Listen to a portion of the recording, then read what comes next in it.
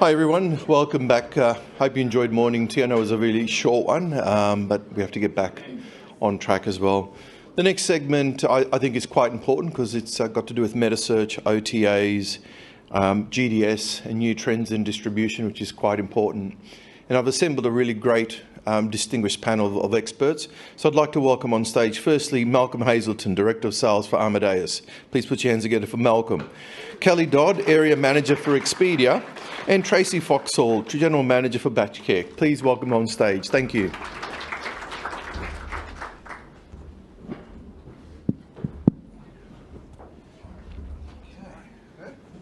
It's bright, it's very bright.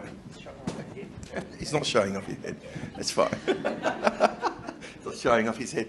Thank you very much for making the time for this panel.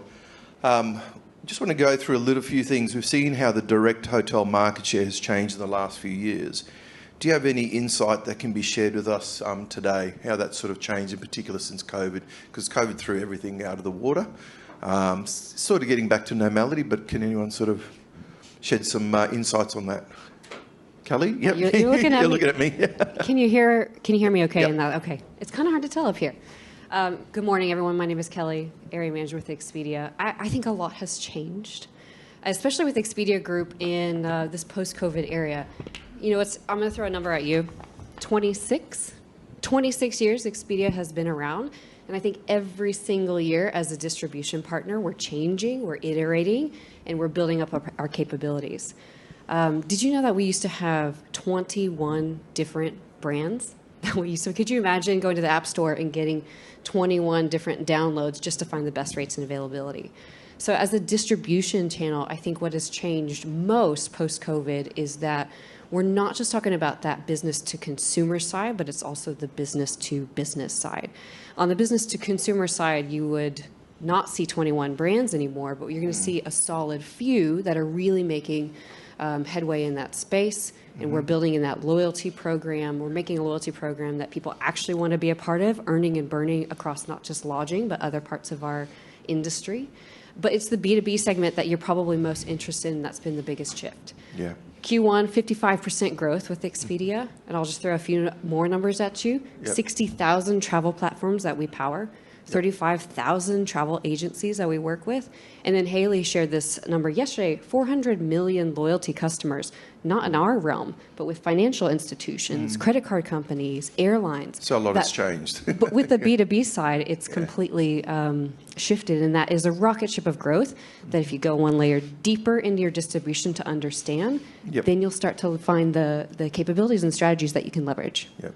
Tracey, you've been in the industry quite some time, before with an OTA and now with Bachcare. Can you tell us your insights and what you've seen in distribution? Because tell me a little bit about your company. Yeah, I think obviously COVID changed a lot of things for customers, and I think there was a shift away from built-up cities, and people were keen to get to more regional destinations, and aware that they had to push a button in the lift that somebody else had touched previously. So I think for short-term rental companies, that was a huge advantage because there was a perception of cleanliness and safety and security, which was fantastic. And I think also people were really looking for a level of information that gave all both short-term rental but hotel companies alike a real advantage to claw back direct business, where people really wanted more information about how safe is it, tell me about your cleaning protocols, tell me all the information. And so I think there was a huge time where people really saw a shift back to direct business. I think now,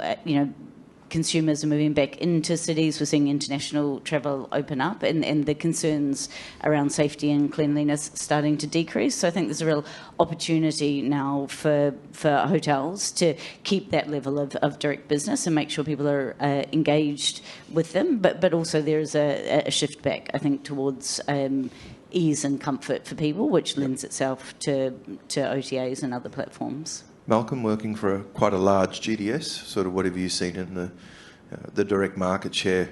Has it shifted or? Oh, look, I mean, the GDS is not a channel you can channel shift, right? You can't shift it to direct or shift it to OTAs and stuff like that. So, but what we've seen is phenomenal growth on the GDS with travel coming back. So to throw some numbers out to your point, Kelly, if I can throw some out as well. So we have, Auckland. I did a review for a customer recently. So Auckland, May 2019 compared to May this year, 105% an extra 1,700 room nights into the city. Wellington up 112%, 2,400 extra room nights into the city.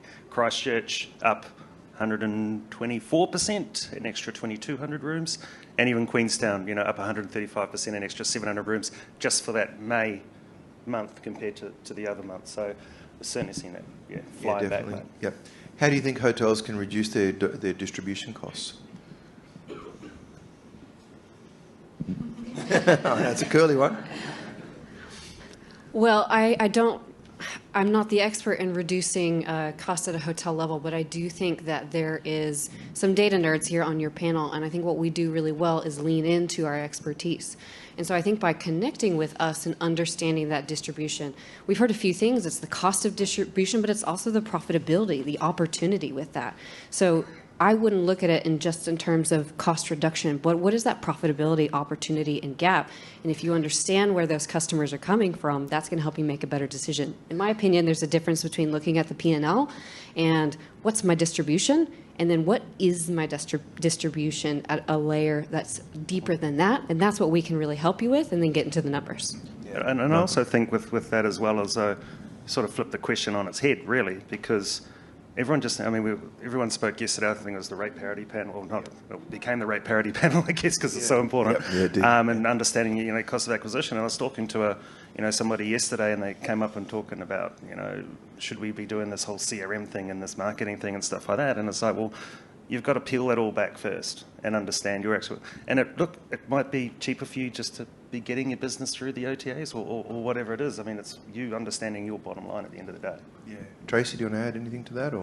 Yeah, I think similar points. I think the cost of acquisition is really important, and I think for a long time people perceived all direct business to be free, and I think that's just simply not true, and often you're not calculating all of the costs that go into that. So I think you need to understand your business well, and for every business that will look slightly different as to what is the most profitable way to gather that business. I think all parts are sensible to try and calculate. And I think the other part that's not considered enough is for people to consider the lifetime value of a customer. And so I think for a one-off leisure customer, there is just never going to be a way for a direct channel to capture that more efficiently than an OTA or other channel. But I think for corporate and other business and group business, there's value in investing in that as well as your direct. And I think it's just sensible to have a diversified strategy. Yeah,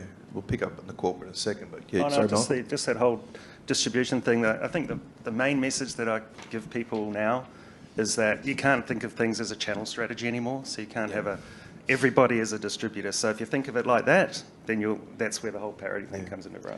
So obviously the market really has been more leisure. How can the corporate market, how can hotels use the channels, the OTAs, the GDS, and for corporate, because that's coming back. Yep. Are they choosing to book through obviously a GDS or an OTA or other distributors or direct? So everyone needs to understand the way that the GDS has evolved. So I spoke about this last year, but for those of you that weren't here, so if you don't realise, like Amadeus is a GDS, for example, they can get 17 different feeds. So it's not only how you're distributing on the GDS, but there'll be Booking.com there, there'll be Agoda, and then there'll be like whoever your GDS provider, like a TravelClick, for example, right? Then the agent can also see their potential earnings, so they can see the commission that they're going to get from that booking as well. So once you realise that, and then everybody keeps talking about rate parity, that's why it's so important, because we're still only seeing, though, probably about 5% of those bookings on the GDS being booked through aggregators, because when you look at those earnings, travel agent is like everybody else, right? They're KPI'd on their commission or earnings. Yep. Yep. So if they see, Booking.com, rooms $200, through TravelClick, the room's $200, the commission earnings will be $20 for the TravelClick one, but it'll only be $10 for the Booking.com one or Expedia one, because they have to split the commission, right? So once you understand that, the agent wants to book via the GDS because they want to get the commission. But the worst thing that can happen to an agent is that they have the customer come back to them and say, we've found a cheaper rate elsewhere. So again, it comes back to knowing where your rates are going across the whole distribution landscape. Yeah. Okay. Yeah, I'll add to that. I think we heard from Paul Hammond yesterday. We heard from your hotel colleague. Oh, serious. She heard me. We heard from... chatbots? You're gonna, yeah, that's right. Yeah, we heard from Jas yesterday as well. And so I think what you said there in the question, Adrian, it's a shift to leisure, right? It's not a dynamic change. And so, it's the leisure customer that was on the screen yesterday that we're looking at. So what I would think of it in terms of not separate entities. It's not a leisure customer and a business customer. It's both. Expedia does a study every single year, and 76% of business travelers are looking to extend for leisure. That's 3/4 of your corporate customers that are looking to extend, maybe a night or two. And just put yourself in their shoes. They're doing a cost-benefit analysis because they want to know what they can expense back to the company or not. So I would get really clear on your attributes, and then that's how the business leisure customer is going to choose you. Tracey, you're in the corporate market, sort of, that's sort of something you're focusing more on, or tell me a little bit about that. I mean, I think the ability now for people to work from anywhere is really helping, I think, the longer length of stays, which is helpful, obviously, not only for short-term rental, but any type of a facility that allows business facilities and or some type of cooking facility, typically. So we're definitely seeing a much longer length of stay, and definitely with corporate businesses and people, avoiding traffic and other things by certainly taking a longer, avoiding the Friday traffic and heading out earlier and working from destination. So it's certainly something that's helpful. Yeah. Sorry, that length of stay really resonates with us as well. We've seen that on the GDS as well, the length of stay go out. And it's simply because, like, if I think about myself, when I'd come to Auckland, I might be able to do 5 appointments on one day, 5 appointments on the next day, and be out in one night. Now it takes me like a week to do that amount of appointments because people are working from home. I'm very much less efficient after it all went tits up, mate. So people work from home, people aren't in the office, they're in and out, so you can't. And then so of course, and then if talking to product like a Bachcare or something like that, we've seen a real uplift to agents being requested apartment-style accommodation just because people are staying longer. Yeah, is that changed, Tracey? That obviously the corporates want more of apartment style or bigger and staying longer. Is that correct? Or yeah, I think so, and also taking on, as I've both said, I think we're seeing more people also starting to travel with family. That they're allowing just a bit more space as well, which is helpful. Yeah, we talked a lot about personalisation, especially in my presentation about personalisation. Malcolm, it's very topical, but what is the reality in this complex, fragmented sort of distribution environment? How personalised can you get? Oh, you can get super personalised. Absolutely. I mean, you spoke about CRMs yesterday, right? Being able to segment. So, but no longer is it spray and pray, right? Because you're just throwing your money away. So you have to have so many sort of different data points. So if we take a CRM type example, so the ability to segment that CRM. So if you're doing, a special for people who are within a 3-hour drive market, aged between 35 and 50, no kids or all that sort of stuff, being able to drill down onto that and then serve that up. And then also, as you said yesterday as well, like if they've been on your booking engine, when you serve up that remarketing, it's pulling through that image that they were looking at. It's not just a generic image. So the ability to do that sort of stuff is where it's at. Yeah.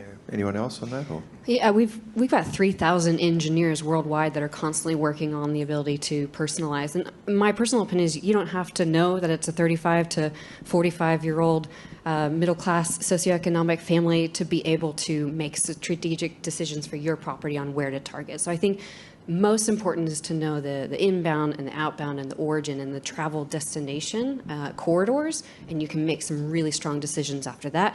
Then you go a layer deeper, and we're constantly unlocking new capabilities in targeting, whether it's in our media space or just at your fingertips. Okay, Tracey, or no? Yeah, I mean, I think it's really important from a marketing perspective. I think you have to be sure, though, that your data is accurate. And I think with more and more people, masking cookies and the ability, I think the likelihood, it's much worse to get it wrong than it is to be careful. So I think, I think it's really important from a marketing perspective, and we've heard it many times already, don't chuck the same email out to your whole database, but I think, inside of that, I think it's making sure that you are broadly appealing and understand where you sit in the market. And even the big boys get that wrong, right? So there's what I refer to as mega chains, so, the big sort of five that we all know, and I will not name and shame them, but, I got a confirmation from one of those the other day that said, "Dear Hazelton." So there's my confirmation. So if they can't get it right, no. I don't know.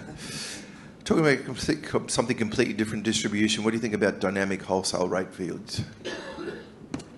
Well, is James still in the room? I learned something today. James from yonder? No? Okay, well, I feel like the old world of wholesale is the ChatGPT, and the new world of wholesale is Bard, because ChatGPT is 21, and Bard is more recent. So, I mean, I used to work in hotels myself. I was the one signing those contracts. Here's your allotted rate at your static price for an entire year. And thank goodness we're not in that world anymore. We're in this dynamic Bard space, if you will.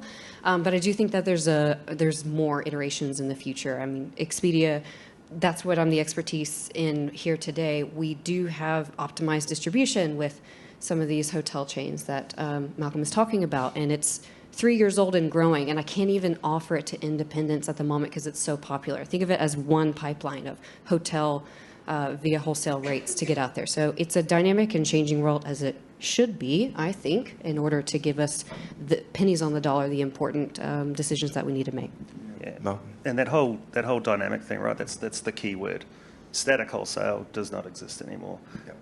And if you have got static wholesale out there, it's going to come back and bite you in the ass, because it's going to get on-sold by one guy to the next guy to the next guy. It'll turn up 5 times removed, and whilst your sales manager is down at the viaduct getting on the piss with the inbound operator or whatever it is, the reservations manager's pulling the hair out. So yeah. Tracey, or no, okay. Okay, now that makes sense. Okay, another bit of a curly one. What do you think of geolocation rates, which is certainly sort of, where people see different rates in different cities, and I've seen this quite often as well. Well, I didn't realize that 3 hours from my next destination, I could be targeted by the GDS. So yeah. No. But we've seen this. It is a problem, and sort of speaking to a lot of hoteliers, where there's geolocation rates, where the rates change depending on where you're surfing from, which to me, I don't know. I mean, yeah. I think in our world, it's not necessarily a city to city. Again, it's that country to country. And I mean, Tourism New Zealand speaks to this all the time. They do a lot of research in understanding who that customer is. So geo-targeting in that way, I'm a proponent of, because I understand that better data and insights about traveler and consumer behavior means smarter and faster decisions about who do we want coming in our doors and how do we service that guest. So I think there are ways that Expedia certainly allows you to do, discounting is one of them, but I'll say it's not the only thing. Tracey was mentioning, the changes since COVID. 2 weeks ago, I went to inbound travel agency here in New Zealand, and they specialize in Korean travel. And already to them, their new travel is much more expensive than it used to be, because they're not putting 4 people in a room, they're putting 2 people in a room. So it's not just the price, but are you sharing with them the connectivity of your rooms and appealing to that kind of behavior as well? Because, I mean, you see it a lot, where people are being charged at different, is it because the demand, or what is it, they're being charged different rates, or why? The geolocation rates. Is that something, because a lot of hoteliers don't like that. And a lot of consumers don't like that either. Well, I think the way that we do it, and Andrew would probably say the same, it's more about travel. The way you understand it is travel periods. And we've got certain inbound markets that travel in our off-season or peak or shoulder that you want to appeal to them during that time to bring them to your property. So it's not necessarily like a city by city. And sure, how they book is really important too. Are they booking via a mobile device? Are they bundling their behavior? Those are probably the geo-targeting I'm more familiar with. And I think of it as a positive as opposed to kind of what you're saying. But happy for anyone else to jump in with some of the experiences. Yeah, no, that's all right. Okay, let's talk a little bit about Meta. How significant is Meta, and sort of has it changed since COVID or not? Yeah, I can talk to Meta. I mean, you've got to be playing it right, first and foremost. You've got to be playing in Meta, because if you're not, what they're doing is they'll be going to an Expedia or a Booking.com.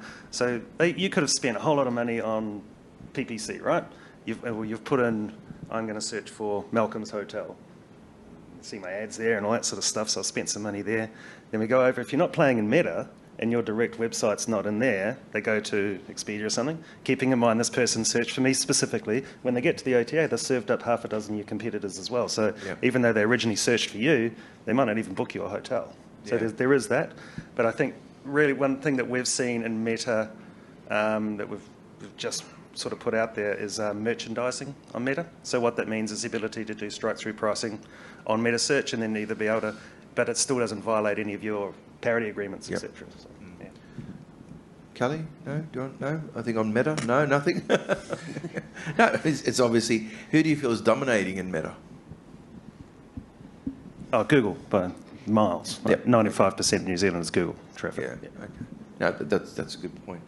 How do you suggest hoteliers allocate marketing between digital, Meta, commission-based models?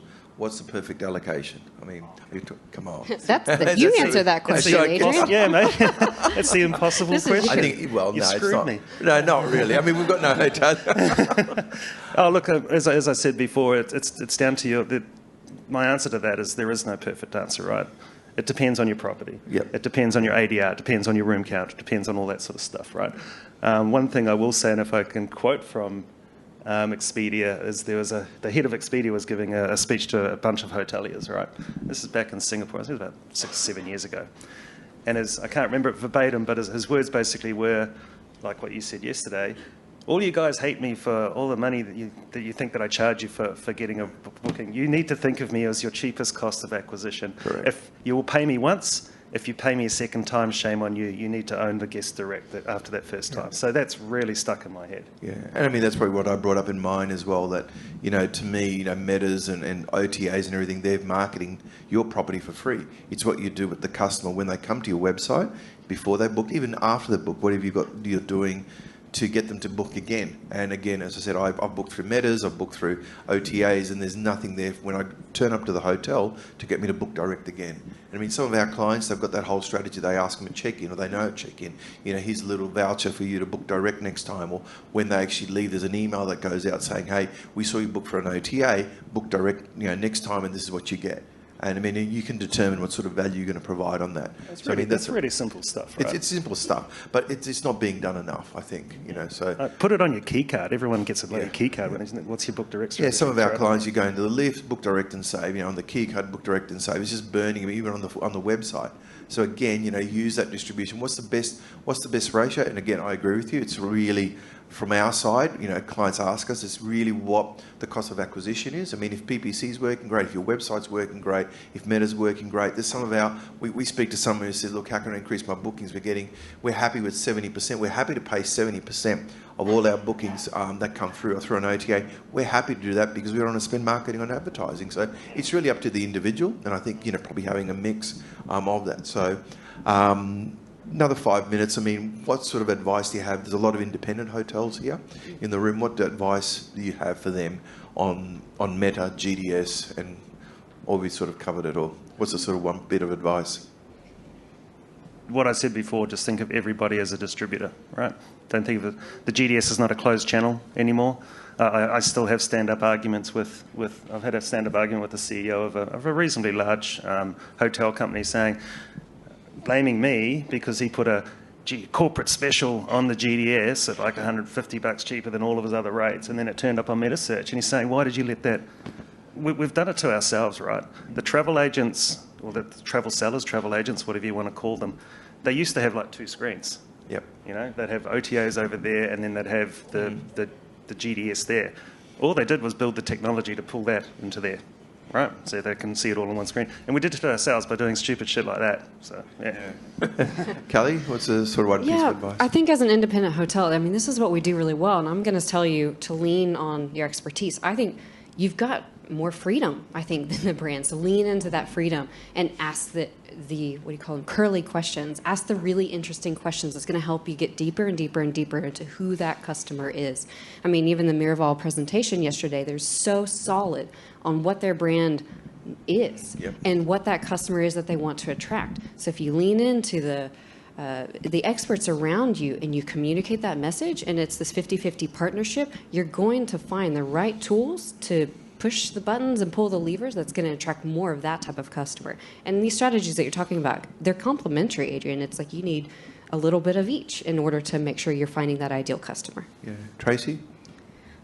I think spend less time trying to control the customer, because I think as consumers ourselves, we won't be told where to shop, how to shop, which platform, So I think customers are going to do what they're going to do, and so spend less time kind of Fight Club style fighting against your own sales and distribution channel. Figure out what you actually do well and concentrate on that, and optimise ruthlessly everywhere, and that no matter where the customer ends up, be sure they'll come to you versus a competition, rather than worrying about which of your own distribution strategies they're going to come through. And I mean, I look at it, distribution, we work in the meta space, but we look at it as like, you have to be present. You don't know where the customer's going to be, what they preferred booking. There's so many booking meetings. As I said before, 20 years ago, we only had newspapers. I don't know if I could put my phone number on there for my travel agency. You have to be present. And if you're not present, you're not, there's going to be that opportunity that someone else is going to be present. So it's really like when we start marketing campaigns for our clients, we know what's going to work, we know what's not going to work. We go out and trial and measure, see what's working, what's not. So I think you need to be present at all the metas, all the OTAs, especially on the GDS. I'm surprised how many hotels aren't on the GDS. Have to be present on all of them, see what works, see what data is, which channel is working the most, optimise that. If one isn't, then reduce that and see how you go. That's probably my advice as a marketer, sitting up here on the bench. So, ladies and gentlemen, you have any questions at all, or no? Please thank my panel. Thank you very much. Thank you.